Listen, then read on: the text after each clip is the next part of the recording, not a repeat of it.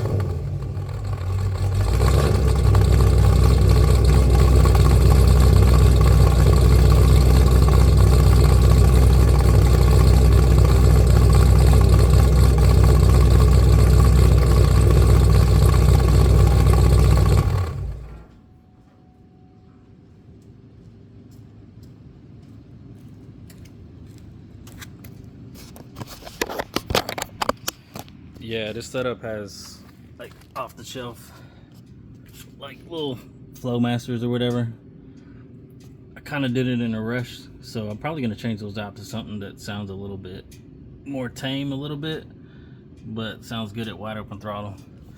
And one thing I was gonna add to this video is if you are like on the fence about an auxiliary pump or going like triple pump or something like a 4 system, I kind of recommend, if you're first starting out and you got the money, either you kind of do better research than I did, because if you look into here, that's my fuel tank.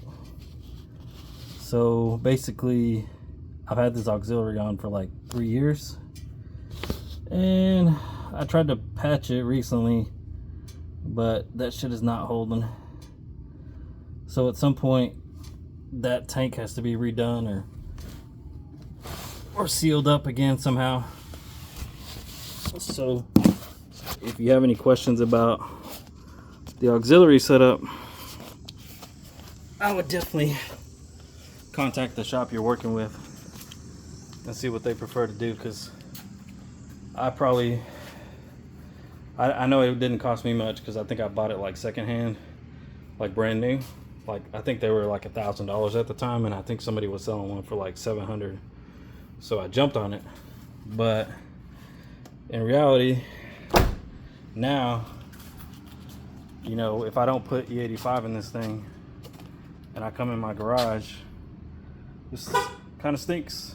And yeah, I don't like the car sitting on E85, because it's gonna just clog up the injectors, and the fuel system could potentially have problems. So I will say, if you're thinking about fuel system, I would probably spend the extra money unless you're just really tight on a budget. Like a fuel auxiliary is good if you're just gonna tap it and then leave it alone and probably trade the car in a year or two, because I really didn't have issues until about, I don't know, last year is when, maybe a year and a half ago, and I've had the car on the auxiliary pump for like 4 years now. So just depends on what all y'all want to do. But that's the cam motion cam I have in here.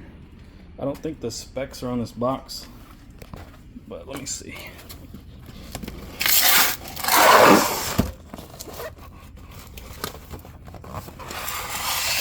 That's the part number right there. That's the part number. 25786. So, yep. If you're looking for something that runs pretty good on stock converter, this one will probably do it. I'll let y'all know how it turns out once I get to the track and everything. But I emailed directly to the Cam Motion. It's kind of like a 1 or 2 man show as far as like the R&D and who runs it. So I gave them the specs on my car, you know, the block, bore and all that other stuff, and just what my goals were. So that's pretty much what they recommended. But yeah, highly recommend you kind of get the right cam the first time. If you're going to change your converter, you can go ahead and do it. That way you have the right spec cam for your car. But either way, that's a wrap for this one. I'll catch you on the next one.